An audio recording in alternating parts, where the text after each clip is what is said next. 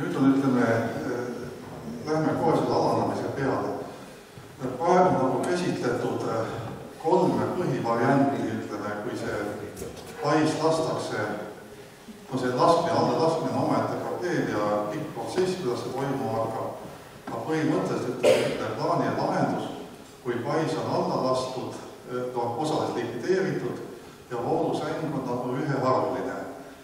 Et täiesti selge, et ei saa kunagi, ütleme, tagasi, ütleme, sellist olukorda, mis oli 70 aastat tagasi, kuid püüame sinna ligi lähedaselt. No näiteks, ütleme, see ei vasta päris sellele olukorrale, kuna jõgi on ühes harus ja me säilitame osa paisust ja hüdroelektrijaama hoone.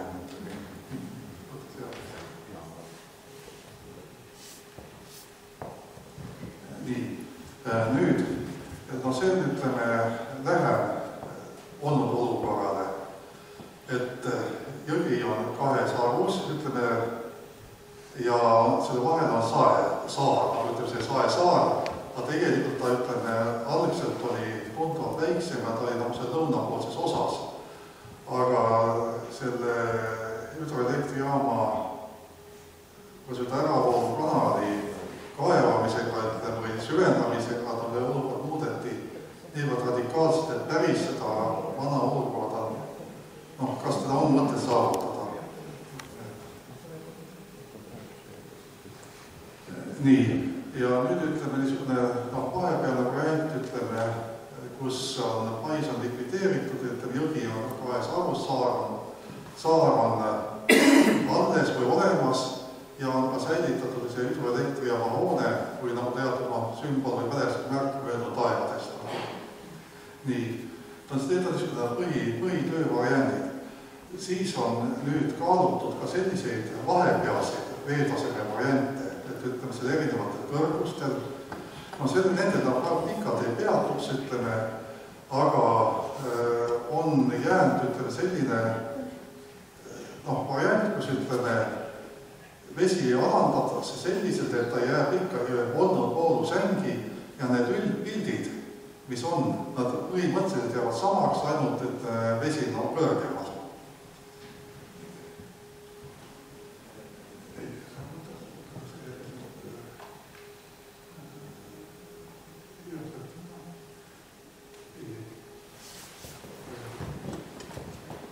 Nii, no nüüd on, ütleme, niisugune 3D visioon nendest kõigist kolmest variandist, ütleme, see vasakpoolne on siis üheharuline elektrijaama hoonega, keskmine on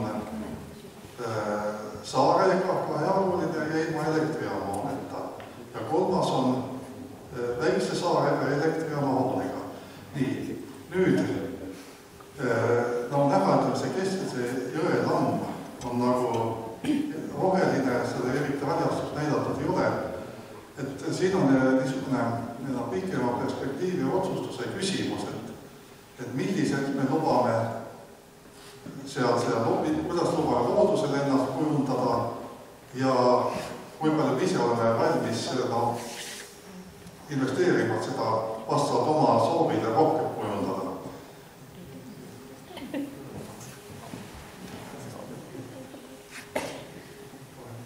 Ja nüüd lühike niisugune linnulennule video ka nendest, ütleme, variantidest nagu, et see on, ütleme, nagu tulemusel teed mööda alla, see päris tõlepärane ei ole, aga enam-vähem, et mõtte annab.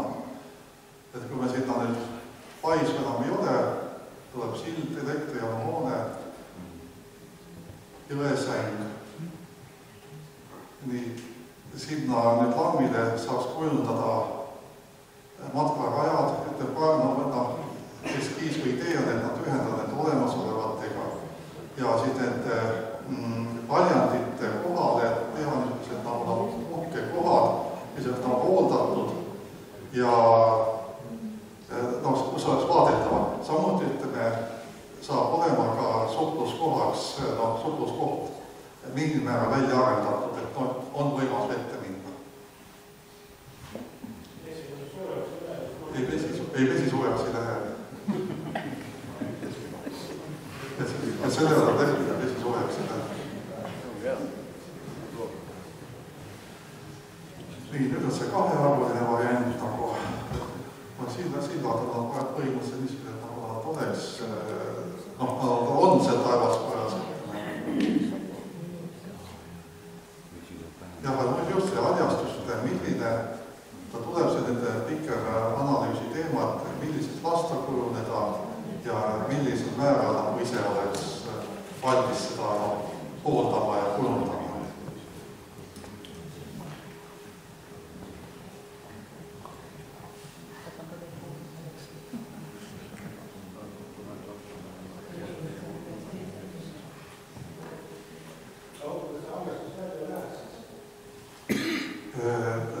Haljastus, kus kujundada läheks, ütleme, sealt kuskil umbes 5 kilomeetrit Ikijõgi.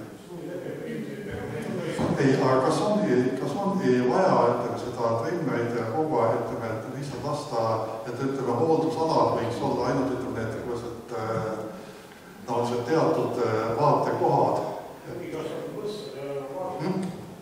Jõgi kasvab põssa. See on praegu ka nii.